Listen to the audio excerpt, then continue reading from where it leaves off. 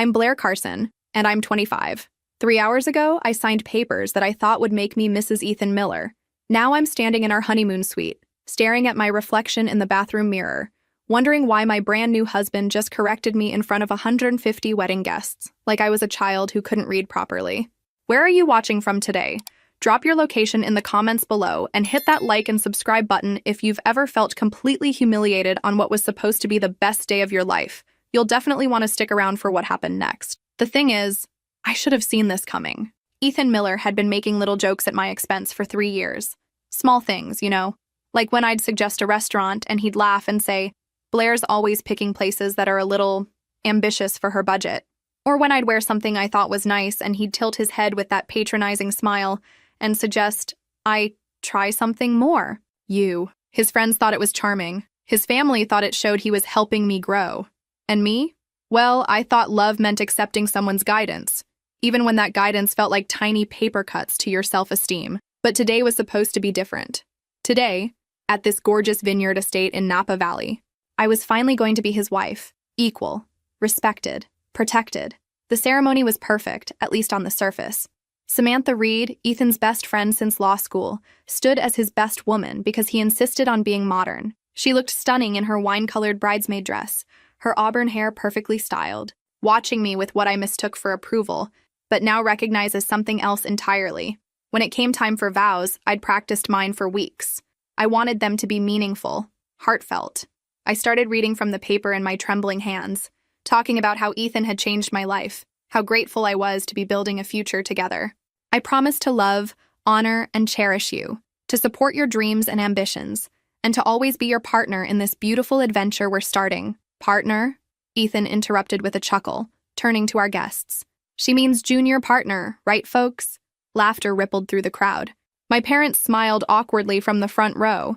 Ethan's mother actually applauded. And me? I stood there in my $3,000 dress, the one Ethan had insisted I buy because we can't have you looking cheap at our wedding, feeling about 2 inches tall. I finished my vows with as much dignity as I could muster, but something had shifted.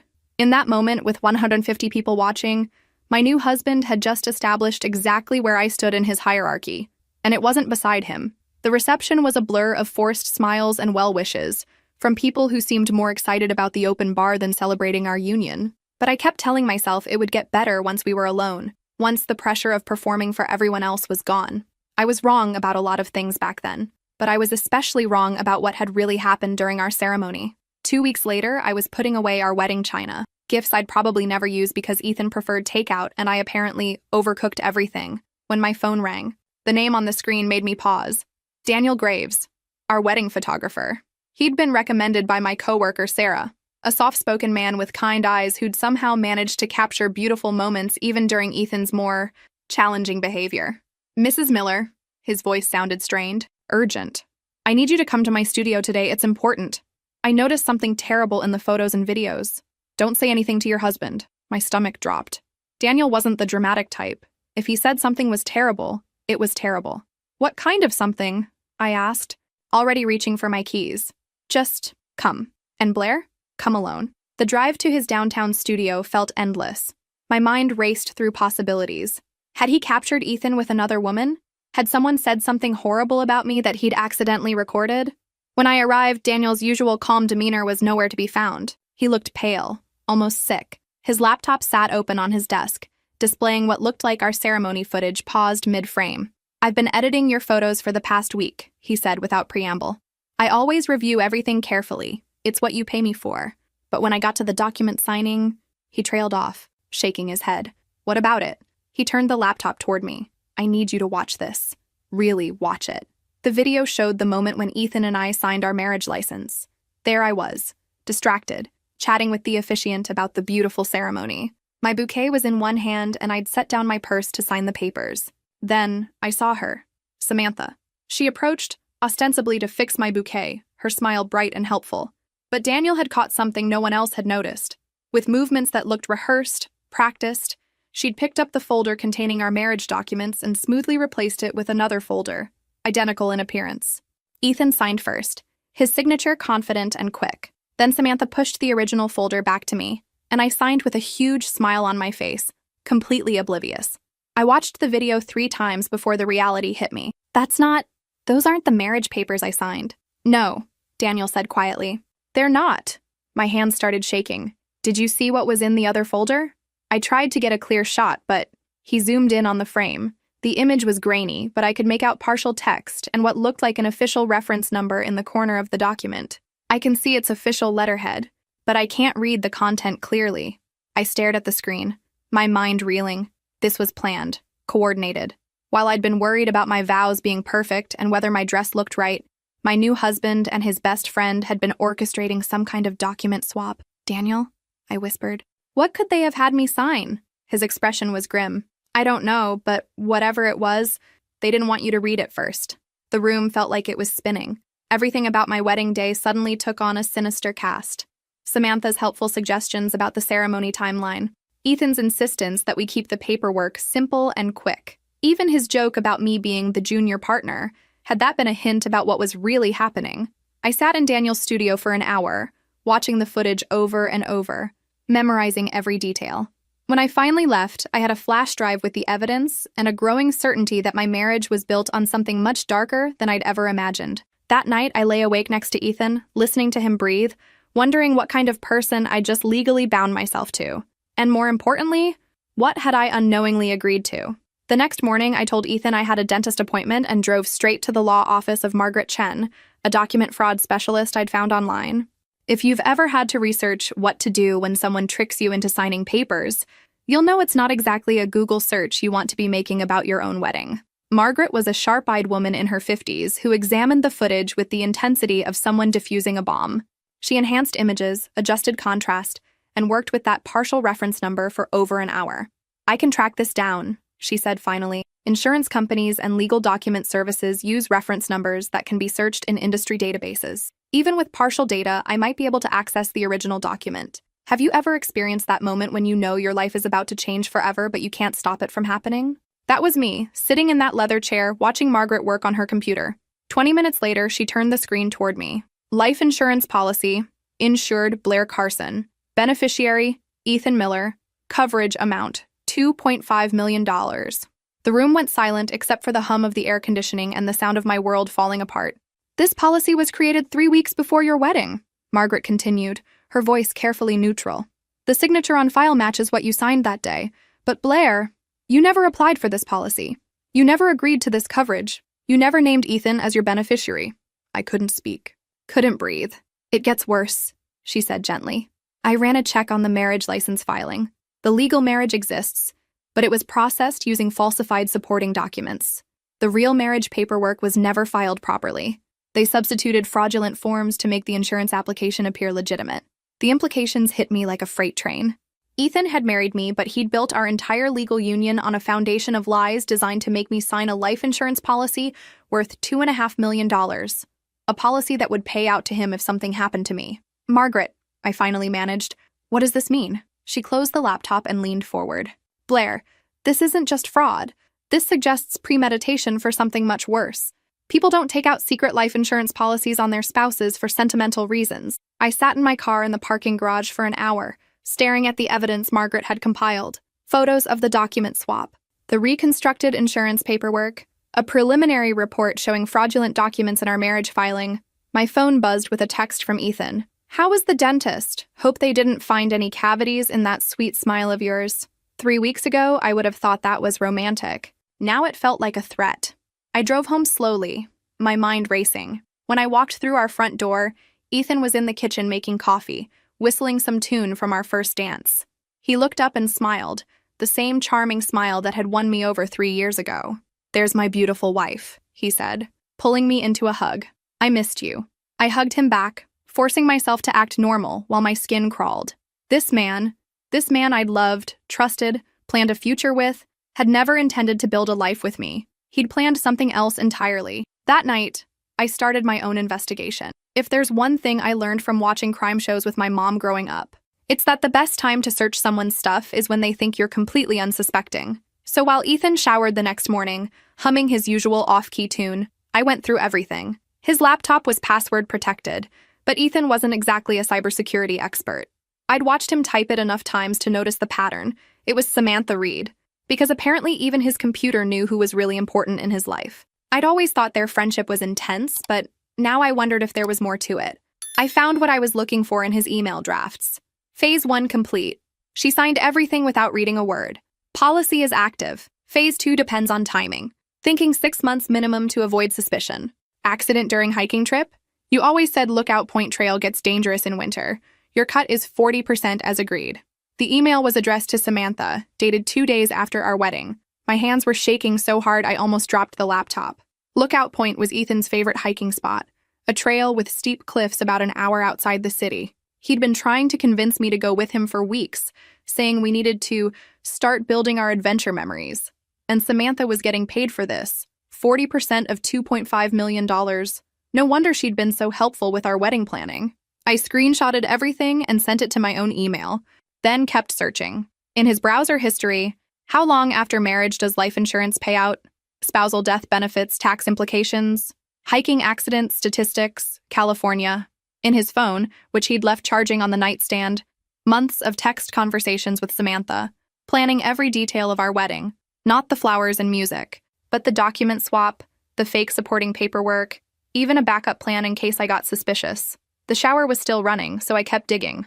Bank statements showed massive debt I'd never known about. Credit cards maxed out. A business loan for some startup that had failed spectacularly. And then, in a folder marked insurance, I found the most damning evidence yet. Multiple life insurance quotes on me, different companies, different amounts, all requested in the months leading up to our wedding. The amounts progressed upward. $500K, $1 million, finally settling on $2.5 million. Like he'd been shopping for the best return on investment. On my life. I was sitting there, staring at documents that proved my husband saw me as a commodity, when I heard the water shut off. I quickly closed everything and slipped back into bed, pulling the covers up to my chin and pretending to sleep. Ethan emerged from the bathroom whistling, completely relaxed. He kissed my forehead before getting dressed for work. "Have a great day, sweetheart," he said. "Don't do anything too exciting without me."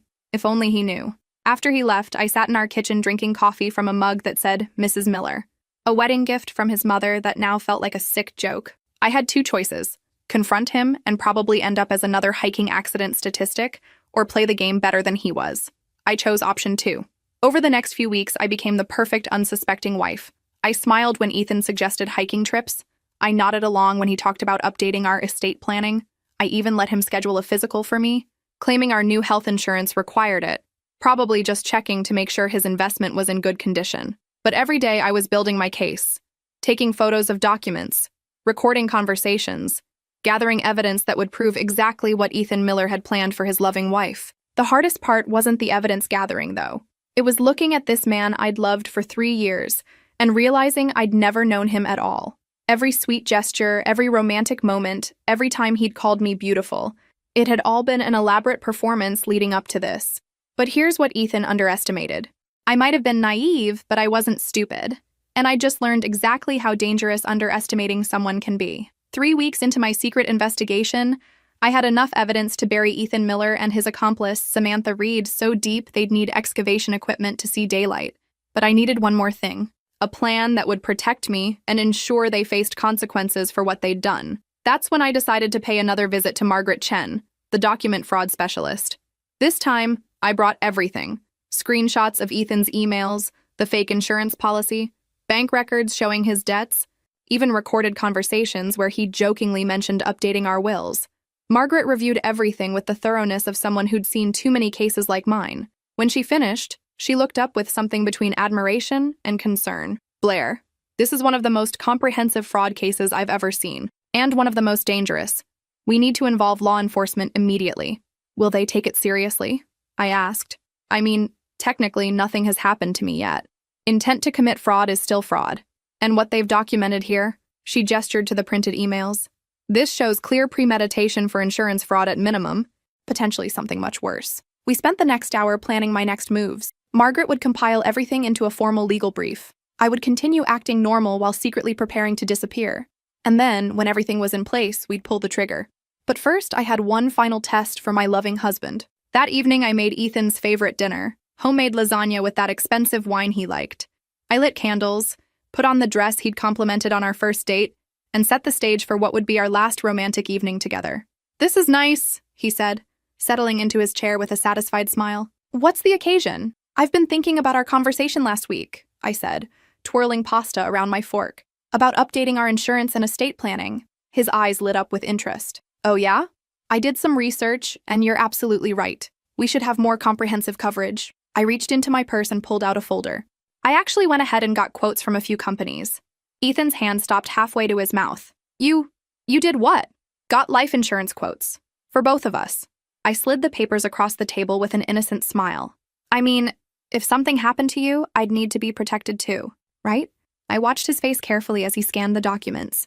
Real quotes I'd obtained, showing policies that would make me the beneficiary if anything happened to him. His jaw tightened almost imperceptibly. "Blair, I don't think you understand how these things work," he said slowly. "We need to discuss major financial decisions together. But you already handled the insurance, didn't you?"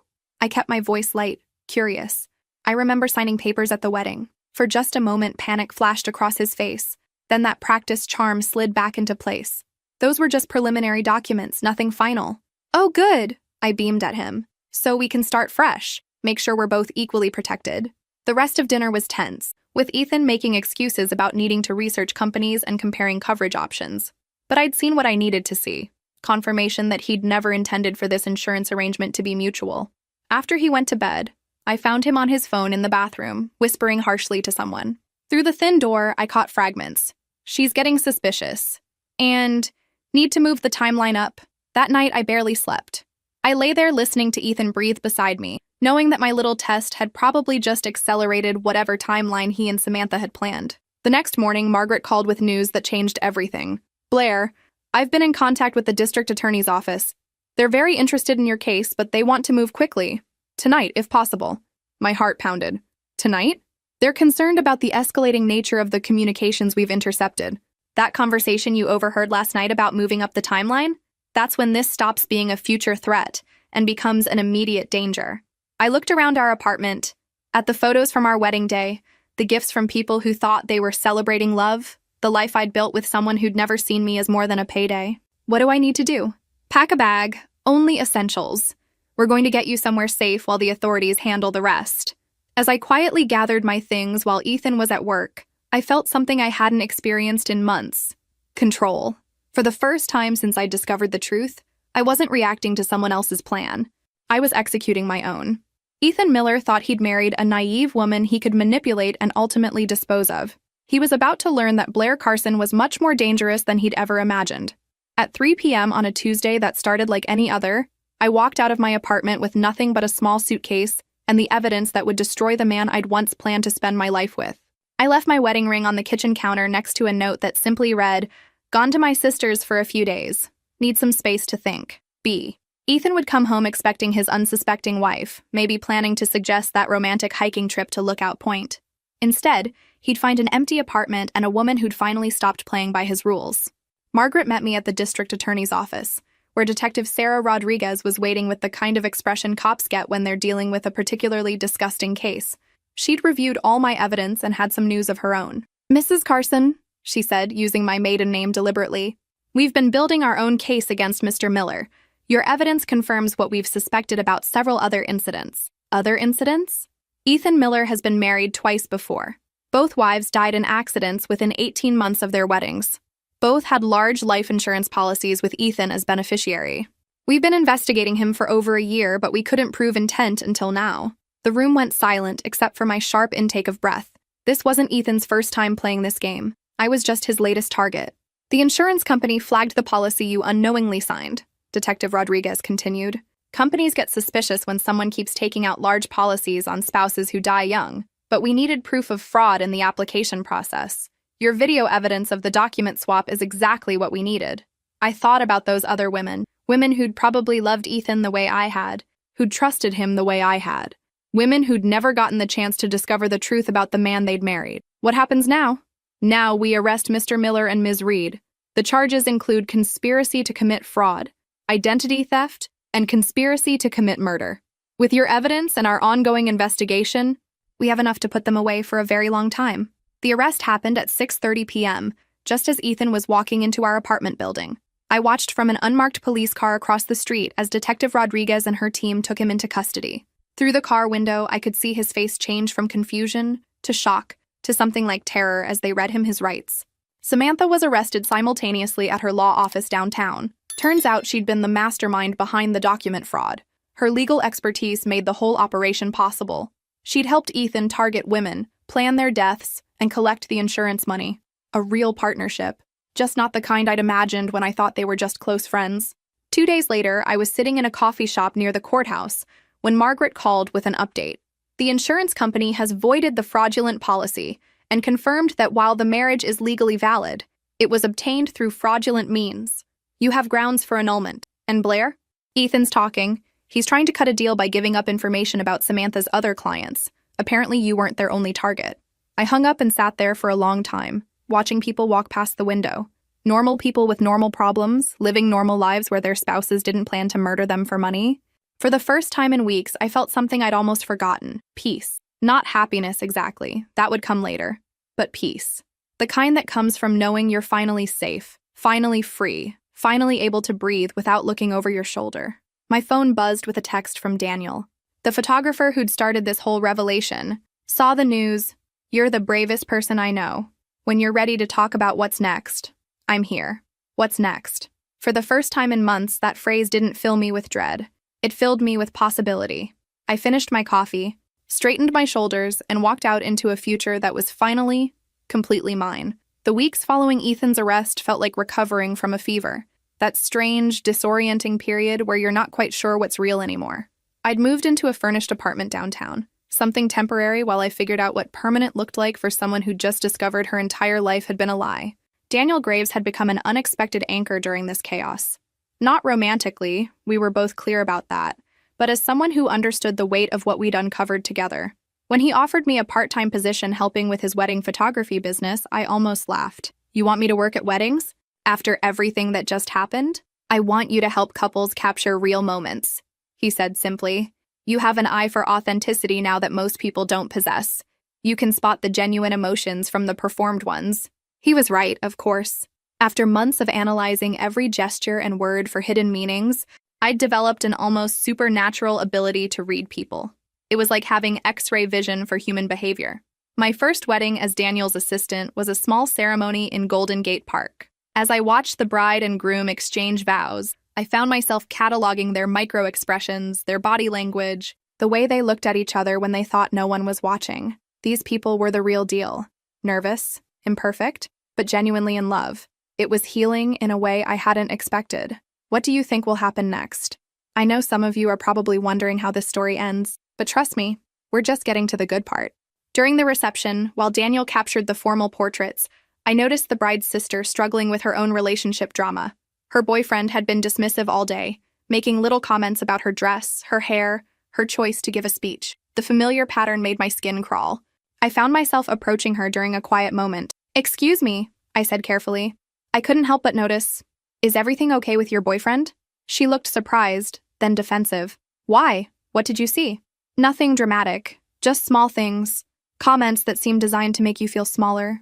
Her face crumpled slightly. "He says I'm too sensitive, that I overreact to everything." I handed her my card, not for Daniel's photography business, but something new I'd been working on. "If you ever want to talk to someone who understands what that feels like, call me."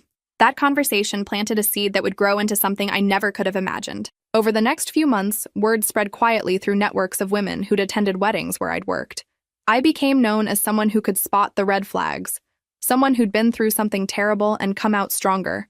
Women started reaching out, not just about abusive relationships, but about all kinds of situations where they felt manipulated, gaslighted, or trapped. I wasn't a licensed therapist, but I was something else, a survivor who'd learned to see clearly. And apparently, that was exactly what some people needed. The irony wasn't lost on me. Ethan had tried to destroy my life, but in the process, he'd given me skills that allowed me to help protect other women from men exactly like him. Every red flag I identified, every manipulation tactic I recognized, every woman I helped see her situation clearly, it felt like turning poison into medicine. Daniel and I developed an unofficial system. During wedding consultations, if he noticed concerning dynamics between couples, he'd suggest they speak with his relationship consultant, me. Sometimes it was minor issues that could be resolved with better communication. Sometimes it was women realizing they were about to marry someone who would never truly respect them. I always told them the same thing: trust your instincts. If something feels wrong, it probably is. And you deserve better than someone who makes you question your own reality. But my real transformation was just beginning. Because while I was helping other women recognize the warning signs, I was also building something else. A case against the entire system that had allowed Ethan and Samantha to operate for so long. The insurance company that had processed the fraudulent policy. They'd been cutting corners on verification procedures for years. The marriage licensing office that had accepted falsified supporting documents. They'd been understaffed and overwhelmed. The legal system that had failed to catch the pattern of Ethan's previous wives' deaths. There were gaps in communication between agencies that predators like him had learned to exploit. I started documenting everything. Not for revenge, I'd moved past that, but for prevention. If I could help close the loopholes that had made my nightmare possible, maybe other women wouldn't have to live through what I had. Margaret Chen became not just my lawyer, but my mentor in understanding how these systems worked and where they failed. She introduced me to other advocates, other survivors, other people who had dedicated their lives to preventing what had happened to me. "You have a choice, Blair," she said one afternoon as we reviewed my case files. "You can rebuild your old life, or you can build something entirely new, something that ensures what happened to you never happens to anyone else." The choice felt obvious. My old life had been built on someone else's lies. This new life, this was built on my own truth. But first, I had to face one more piece of my past that I'd been avoiding. 6 months after Ethan's arrest, I got a call I'd been dreading and anticipating in equal measure. Detective Rodriguez's voice was professional, but I could hear the satisfaction underneath. "Blair, the trial date has been set. We'll need your testimony, of course, but I wanted you to know we've built an airtight case. Ethan's previous wives, the insurance fraud, the conspiracy with Samantha Reed. He's looking at life in prison. Life in prison." I should have felt victorious, but instead, I felt oddly empty. Justice was important, but it couldn't give me back the 3 years I'd spent loving someone who'd never existed. What about Samantha? She's trying to negotiate a plea deal, claiming she was manipulated by Ethan, but the evidence shows she was the architect of most of the fraud schemes and was receiving substantial financial compensation. She's not getting any sympathy from the prosecution. After hanging up, I sat in my apartment, the real one I'd finally chosen. With sunlight streaming through windows I'd picked myself and furniture I'd selected because I liked it, not because someone else approved. It felt surreal to think that in a few weeks I'd be sitting in a courtroom, telling a jury about the man I'd almost died trusting. But there was something else I had to do first. Daniel had mentioned that his business was expanding, and he needed someone to handle the consultation side permanently, helping couples prepare for their weddings, identifying potential issues, providing support for healthy relationship building. It was exactly the kind of work I'd discovered I was good at. "I want to make this official," he said over coffee at our usual place. "Blair Carson, relationship consultant and wedding preparation specialist. What do you think?" I said slowly, "that Blair Carson sounds like someone who knows what she's talking about." The first time I heard my maiden name used professionally, since the whole nightmare began, something clicked into place. I wasn't Blair Miller, the naive woman who'd been fooled by a sociopath. I wasn't even the Blair Carson who'd existed before I met Ethan. I was someone new, someone who'd been broken down and rebuilt herself stronger. That afternoon, I did something I'd been putting off for months. I called my parents. My mother answered on the second ring, her voice cautious. We'd spoken briefly after Ethan's arrest, but I'd kept the conversations short, still processing everything that had happened. "Blair, sweetheart, how are you holding up?" "I'm good, Mom. Actually, I'm really good. We saw the news about the trial. Are you sure you want to go through with testifying? It seems like it might be traumatic." I smiled, recognizing the old pattern, my parents' instinct to protect me from difficult experiences, even when those experiences were necessary for my growth. I need to do this, not just for me, but for his other victims, and for all the women who might be targeted by someone like him in the future. "You sound so different." My father's voice came from the background. They'd put me on speaker. "I am different. I'm stronger. We should have seen the signs," my mother said, her voice heavy with guilt. "When we met him, something felt off, but we thought we were being overprotective." "You couldn't have known," I assured them. "Ethan was very good at what he did. He fooled everyone." But even as I said it, I remembered the small moments when my parents had seemed uncomfortable around Ethan. The way my father's handshake had lingered a bit too long, like he was trying to take Ethan's measure. The way my mother's smile had never quite reached her eyes when Ethan made his little jokes at my expense. They'd sensed something, but like so many people, They'd dismissed their instincts in favor of social politeness. Another lesson I was learning to teach in my consultations: trust your gut, even when society tells you to be nice. The trial preparation began a week later. The prosecutor, a sharp woman named Linda Walsh, walked me through my testimony multiple times, preparing me for the defense's inevitable attempt to paint me as a vindictive ex-wife seeking revenge. "They're going to try to make this about your emotional state," she warned. "They'll suggest you misinterpreted innocent actions, that you're unstable, that you've blown everything out of proportion. Let them try," I said. "I have evidence, not emotions." And I did. Months of documentation, recorded conversations, financial records, expert testimony about the insurance fraud, and most importantly, the testimony of families of Ethan's previous victims, who'd never gotten justice until now. The night before I was scheduled to testify, I couldn't sleep. Not because I was nervous. I was ready to face Ethan and tell my story, but because I kept thinking about what came after. The trial would end, justice would be served, and then what? I'd spent so many months building this new version of myself around what had happened to me, but I was starting to realize that healing meant more than just seeking justice. It meant building a life that wasn't defined by what someone else had tried to do to me. I was ready to find out who Blair Carson could become when she stopped looking backward and started looking ahead. The next morning, I put on a navy blue suit that I'd bought specifically for this moment. Professional, confident, the kind of outfit worn by someone who knew her own worth. In the mirror, I saw a woman Ethan Miller had never met. Someone who couldn't be manipulated, diminished, or destroyed. He was about to learn exactly who I'd become. The courthouse was one of those imposing government buildings designed to remind people that justice is serious business. As I walked up the stone steps, photographers from local news stations took pictures, and reporters called out questions about my heroic story of survival. I kept my head high and my expression calm. Another skill I'd learned from this whole nightmare: how to control what people could see of your emotions. Inside, the courtroom was packed. I spotted Ethan's mother in the second row, looking frail and confused. Part of me felt sorry for her. She'd lost her son to his own choices and was only now learning who he really was. But mostly, I felt nothing toward her. She was part of a life that no longer had any claim on me. When they brought Ethan in, I was surprised by my own reaction. This man who'd dominated my thoughts and dreams for months looked ordinary, smaller somehow. Prison had dimmed that charismatic glow that had fooled so many people, including me. Sitting next to his lawyer in an ill-fitting suit, he looked like what he'd always been, a predator without his camouflage. He caught my eye once and tried to smile, that same charming expression he'd used to manipulate me for 3 years. I looked right through him like he was transparent, because in a way he was. I could see every lie he'd told, every manipulation he'd used, every moment when he'd chosen to see me as prey instead of a person. Linda Walsh called me to the witness stand, and I took the oath feeling something I'd never experienced before: complete certainty in my own truth. For years, Ethan had made me doubt my perceptions, question my memories, second-guess my instincts. Those days were over. "Ms. Carson," Linda began, "please tell the court how you met the defendant." I told my story calmly, methodically, starting with our college meeting and ending with the moment I'd walked out of our apartment with evidence of his crimes. The jury listened intently as I described the gradual erosion of my self-confidence, the pattern of small humiliations, the way Ethan had positioned himself as my protector while secretly planning my destruction. When I got to the wedding day document swap, several jurors leaned forward. I described watching Daniel's footage, realizing I'd been manipulated, discovering the fraudulent insurance policy. One older woman on the jury shook her head in disgust when I explained how Ethan had researched hiking accidents while planning our romantic trips. "Ms. Carson," Linda said, "did you suspect that Mr. Miller had harmed other women?" "Not initially.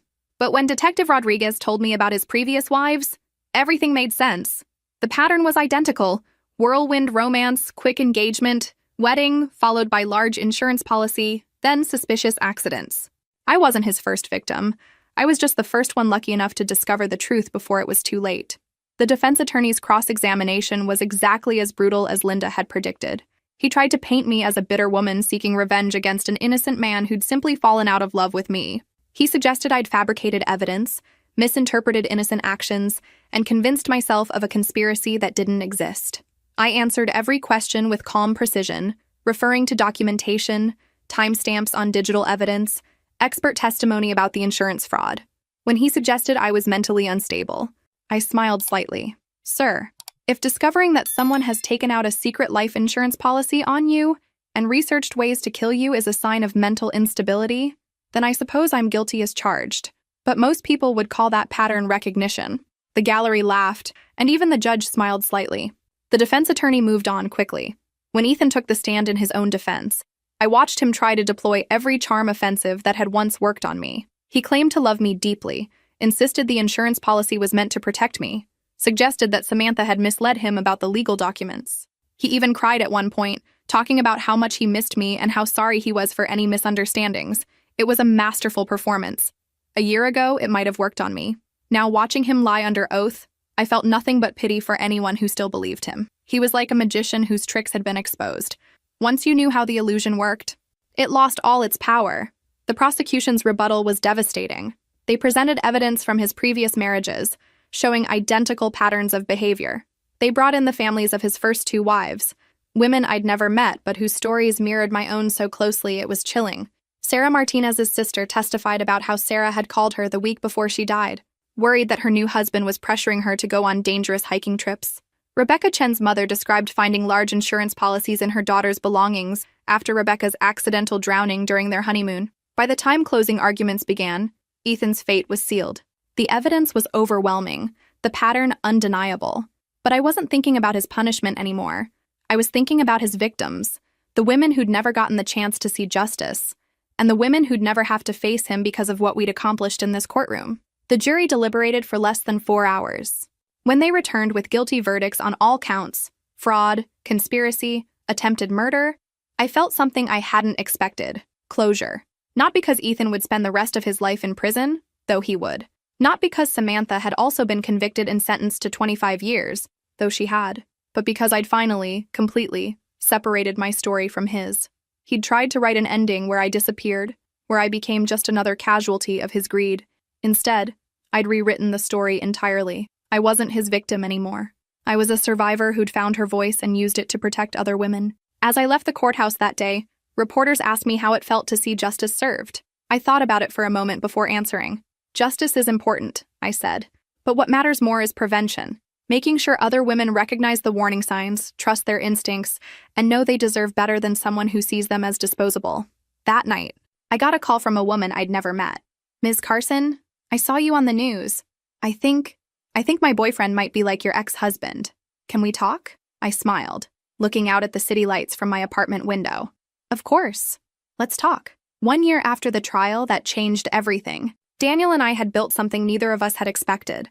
A thriving practice that combined wedding photography with relationship consulting. What started as helping nervous brides spot red flags had evolved into something much bigger. A comprehensive program that taught people to recognize healthy versus unhealthy relationship patterns before they walked down the aisle. We called it Clear Vision Wedding Services, and the irony of the name wasn't lost on me. I'd been legally blind to my own situation, but now I helped others see clearly. Our consultation room was in Daniel's expanded studio, decorated with photos from weddings where we'd helped couples work through issues and emerge stronger. Real love stories, built on foundation of mutual respect and authentic communication. These pictures served as proof that healthy relationships existed, something I'd started to doubt during my darkest months with Ethan. My phone rang as I was reviewing notes for an afternoon consultation. The name on the screen made me pause. "Mom." "Hi, honey. I hope I'm not calling at a bad time." "Never, Mom. What's going on?" "Well, your father and I have been talking, and we wanted to ask you something. Remember your cousin Julie?" I did remember Julie, my father's niece. A sweet woman about my age who'd always seemed to attract men who treated her like an accessory rather than a partner. She's getting married next month, and she's having some doubts about her fiancé. She won't talk to us about it, but she mentioned wanting to talk to someone who would understand. "We thought maybe you—" I smiled, understanding immediately. "You want me to talk to her? Only if you're comfortable with it. We know this whole experience has been difficult for you." "Mom," I said gently, "this experience made me stronger, and if I can help Julie avoid what I went through, then something good came from all that pain." Julie called me that evening, her voice shaky with nerves. "Blair, I don't know if this is weird, but your mom said you might understand what I'm going through." "Try me," I said, settling into my chair with the patience I'd learned from months of these conversations. "My fiancé David, he's wonderful most of the time. But sometimes he says things that make me feel stupid. Small things, you know? Like yesterday, I suggested a restaurant for our anniversary dinner, and he laughed and said, 'Julie, you know you have terrible taste in food.' Let me pick somewhere appropriate. My jaw tightened, but I kept my voice calm. How did that make you feel? Embarrassed. Stupid. Like I can't do anything right. Her voice got smaller. But maybe he's right? I mean, he has better taste than me. He's more sophisticated. I closed my eyes, remembering every time I'd made similar excuses for Ethan's behavior. Julie, can I ask you something? When you're with your friends, do they ever suggest restaurants? Of course. And do you think their suggestions are stupid? No. I love getting recommendations from friends. We all have different favorite places. So why is it different when you make suggestions to David? Silence. Then, quietly. Because he makes me feel like my opinions don't matter. We talked for 2 hours. I didn't tell Julie what to do. I'd learned that people had to make their own choices. But I shared my story, helped her identify patterns in David's behavior, and gave her tools to recognize the difference between loving guidance and systematic erosion of self-confidence. 3 weeks later, Julie called off her wedding. She'd started paying attention to how David spoke to her, and once she saw the pattern, she couldn't unsee it. The man who'd claimed to love her had been slowly convincing her that she was incompetent, unattractive, and lucky to have someone willing to tolerate her flaws. I don't know how I got so lost, she told me after she'd ended the engagement. I used to be so confident. That's what people like David and Ethan do, I explained. They target confident women because they're a challenge. Then they systematically break down that confidence until you're dependent on their approval. It's not weakness that made you vulnerable. It was your capacity to love and trust. Julie's story was one of many. Word spread through family networks, friend groups, social media. Women started reaching out from across the country, sharing their own experiences, asking for guidance. I wasn't a licensed therapist, but I was something else. Someone who'd survived, learned, and developed expertise in recognizing the subtle signs of emotional manipulation. Daniel started incorporating relationship education into his wedding photography packages. Couples would come in for engagement photos and leave with tools for building healthy communication patterns. We developed a pre-wedding questionnaire that helped identify potential problems before they became deal breakers. Some couples worked through their issues and had beautiful, healthy weddings. Others realized they weren't compatible and ended their engagements, which was painful but ultimately positive. And occasionally, we identified situations where one partner was actively manipulating the other, and we helped the targeted partner escape before saying, "I do." Each success story felt like vindication, proof that my nightmare with Ethan had served a purpose beyond my own survival. But the work wasn't without its challenges. Some people resented being questioned about their relationships. Some partners became angry when their controlling behaviors were identified. I received threatening calls from men who claimed I was a man-hating feminist destroying their relationships. I learned to screen clients carefully, document threats, and prioritize my own safety. The trauma from Ethan had given me useful paranoia. I was hyper-aware of potential dangers and quick to establish protective boundaries. On the first anniversary of my testimony, Linda Walsh, the prosecutor, invited me to lunch. "Blair, I wanted you to know your case has become a training example for prosecutors across the state. We're seeing more insurance fraud cases being investigated because of the precedent your case set." "That's wonderful," I said, meaning it. "Have there been other arrests?" "Several. And more importantly, insurance companies have implemented better verification procedures. The loophole that Ethan exploited has been largely closed." As we finished our meal, Linda grew serious. "I have a proposition for you. The State Attorney General's office is developing a victim advocacy program. They need someone with your experience and expertise to help train law enforcement in recognizing these types of crimes. Interested?"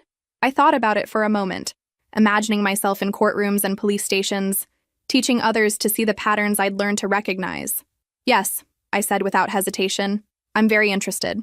Walking home that afternoon, I reflected on the strange turns my life had taken.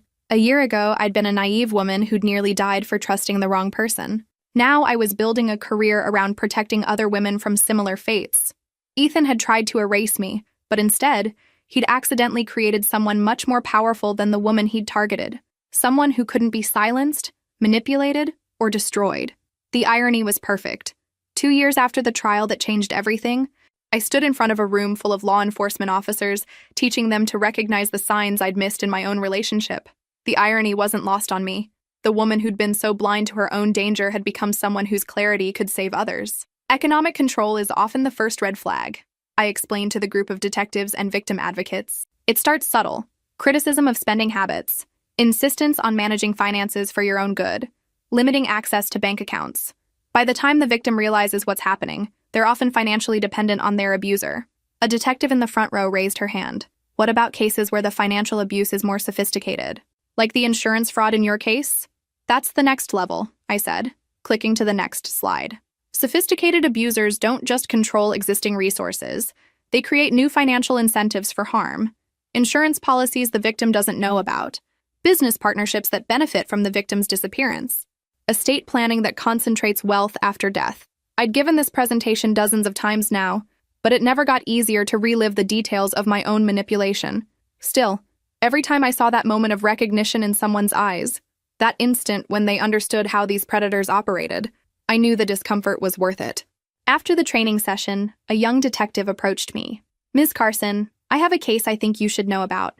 A woman whose husband died in a hiking accident 6 months ago. The insurance company is asking questions. My blood chilled. What kind of questions?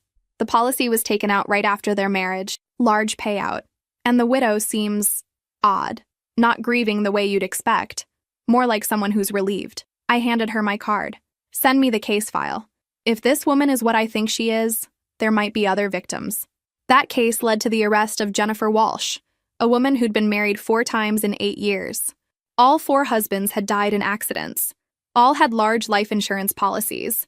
Jennifer was the female version of Ethan, a predator who used marriage as a weapon. Her arrest made national news, and suddenly I was fielding interview requests from major networks.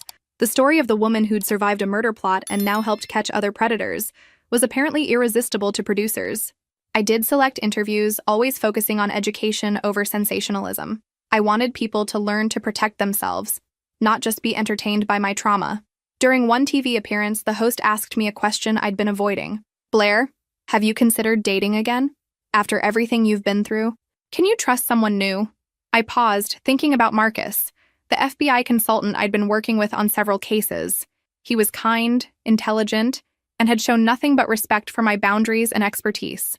We'd had coffee a few times, and I'd found myself actually enjoying male company again. Trust isn't something you give all at once, I said finally. It's something you build gradually, with someone who proves through consistent actions that they're worthy of it. My experience taught me to pay attention to patterns of behavior, not just words or intentions. What I didn't say was that Marcus had spent months proving his trustworthiness in small ways. He asked for my opinion on cases and actually listened to my answers. He never interrupted or dismissed my insights. When I mentioned feeling uncomfortable in certain situations, he didn't question my instincts. He helped create solutions. These might seem like basic requirements for human interaction, but after Ethan, I'd learned that many men struggled with these fundamentals. After the TV interview, I drove to my new office, a space I'd rented to handle my growing consulting practice. The walls were covered with thank you letters from women I'd helped, photos from healthy weddings where Daniel and I had provided guidance, and certificates from law enforcement agencies where I'd conducted training. My assistant, Rebecca, greeted me with a stack of messages. 3 new consultation requests, 2 speaking engagements, and Marcus called. He said the Jennifer Walsh case broke open. They found evidence of 2 more victims. I felt the familiar mixture of satisfaction and sorrow that came with each successful case. Justice for the victims, but also confirmation that predators like Ethan and Jennifer were more common than anyone wanted to acknowledge. My phone buzzed with a text from Daniel. New client consultation at 3 p.m. Bride seems nervous about fiancé's family. Want to sit in? I checked my calendar and confirmed. These family dynamic cases were often the most complex, situations where loving partners were undermined by toxic relatives who saw the new spouse as a threat to their control. The bride, Amanda, arrived looking exhausted. She was marrying into a wealthy family that had made it clear she wasn't good enough for their son. The mother-in-law constantly criticized her appearance, education, and background. The siblings excluded her from family events. The fiancé loved her but struggled to stand up to his family's pressure. I feel like I'm fighting a war I can't win, Amanda confessed. They're never going to accept me. The question isn't whether they'll accept you, I said gently. The question is whether your fiancé will choose you or them when he's forced to pick. We worked with Amanda and her fiancé for several sessions, helping him understand how his family's behavior was affecting the woman he claimed to love. Some family members came around when confronted with clear boundaries.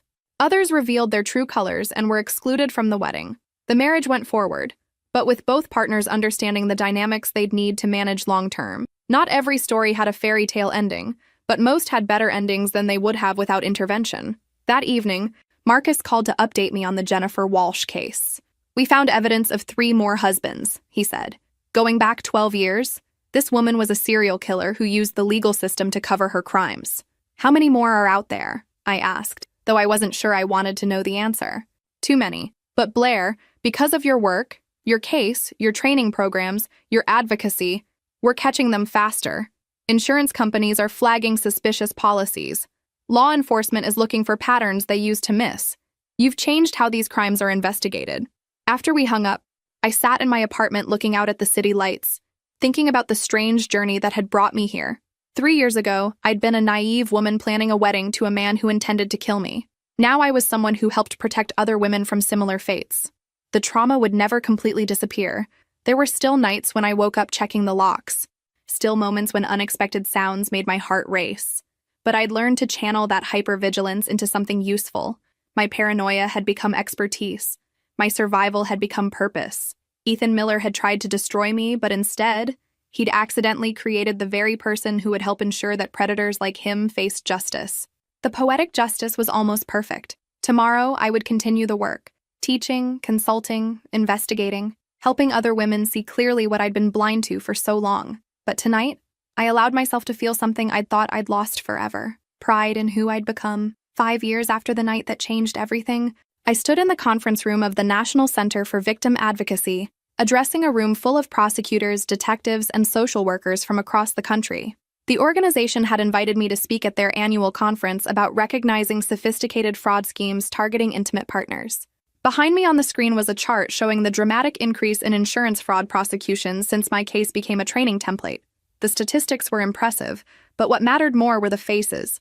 Photos of women who'd been saved because someone recognized the warning signs I'd helped them learn to see. Pattern recognition saved my life, I told the audience, but it took almost losing everything to develop that skill.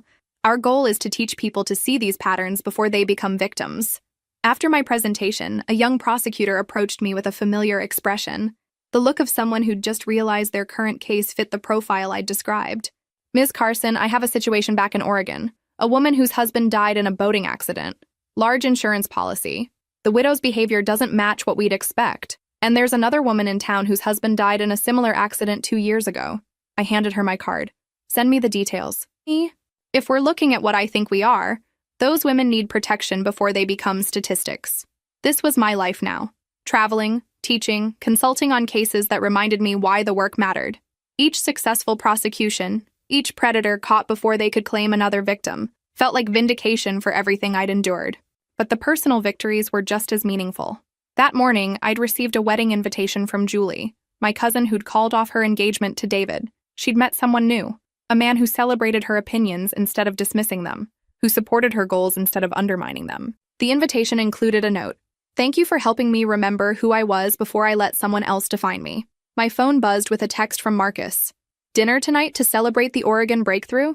Marcus and I had been together for 2 years now, a relationship built on the foundation I'd learned to require: consistent respect, genuine partnership, and the kind of emotional safety I'd thought was mythical. He was patient with my hypervigilance, supportive of my work, and secure enough in himself not to feel threatened by my independence. More importantly, he understood that my past had given me skills he valued rather than damage he needed to fix. When I spotted manipulation tactics in his own family dynamics, he listened. When my trauma responses were triggered, he responded with compassion rather than frustration. I'd learned that healing didn't mean forgetting or pretending the past hadn't happened. It meant integrating those experiences into a stronger, wiser version of myself. That afternoon, I stopped by Daniel's studio for our monthly business meeting. What had started as his offer to let me help with difficult clients had grown into a full partnership. We now had a waiting list for our services, 3 additional locations, and a training program that certified other wedding professionals in recognizing relationship red flags. Blair, look at this, Daniel said, showing me a letter from a wedding venue owner in Chicago. She completed our certification program and identified a situation last month. Bride's family was showing classic signs of financial abuse. The venue owner connected her with resources, and the woman got help before the wedding. These ripple effects were the most rewarding part of the work. Every person we trained became another set of eyes, another potential lifeline for someone in danger. As I drove home that evening, I passed the restaurant where Ethan had proposed 3 years earlier. I used to avoid that street entirely, but now I felt nothing but gratitude for the distance between who I'd been and who I'd become. The woman who'd accepted that proposal had been looking for someone else to complete her. She'd mistaken control for protection, manipulation for guidance, isolation for intimacy. She'd been willing to make herself smaller to fit someone else's vision of who she should be. The woman I was now understood that real love expanded you rather than diminishing you. It challenged you to grow rather than demanding you shrink. It celebrated your strength rather than exploiting your vulnerabilities. Marcus was waiting for me at the restaurant, reading case files with the focused attention I'd learned to appreciate. When he looked up and smiled, I felt that familiar warmth of being seen completely and valued fully, a feeling I'd thought was impossible after what I'd been through. "How was the conference?" he asked as I sat down. "Productive. 3 new cases flagged, 2 more prosecutors trained, and a woman in Oregon who might still be alive because someone recognized the pattern. And how do you feel about that?" It was a question he asked regularly, understanding that saving others could sometimes reopen my own wounds. But tonight, I felt nothing but satisfaction. "I feel like Ethan Miller gave me the best possible revenge," I said. "He tried to erase me, and instead he created someone who makes sure other predators like him get caught." Over dinner, Marcus told me about his latest case, a human trafficking ring that had been broken up using some of the pattern recognition techniques I'd helped develop. We talked about the intersection of our work, the ways that understanding manipulation in intimate relationships connected to larger systems of exploitation and control. These were the conversations I'd never been able to have with Ethan, because they required seeing me as an intellectual equal, rather than a target to be managed. As we walked home together, I thought about the question the TV host had asked me years earlier about trusting again. The answer had evolved over time. Trust wasn't something you gave or withheld based on past betrayals. It was something you built systematically, with someone who proved through consistent actions that they understood its value. Marcus had earned my trust the same way I'd learned to give it, carefully, deliberately, with full awareness of what it meant. That night, as I updated my case files and prepared for the next day's consultations, I felt something I'd never expected to experience again: contentment. Not the desperate happiness of someone trying to convince herself everything was fine, but the deep satisfaction of someone who'd found their purpose and built their life around it. Ethan Miller had tried to write a story where I disappeared without a trace, where I became just another statistic in his predatory career.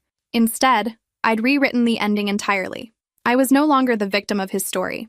I was the author of my own, and in this version, the woman who'd almost been destroyed had become someone who made sure other women got the chance to save themselves. If this story resonated with you, make sure to like and subscribe for more stories about finding strength you never knew you had. Because sometimes the worst thing that happens to you becomes the foundation for the best thing you do with your life.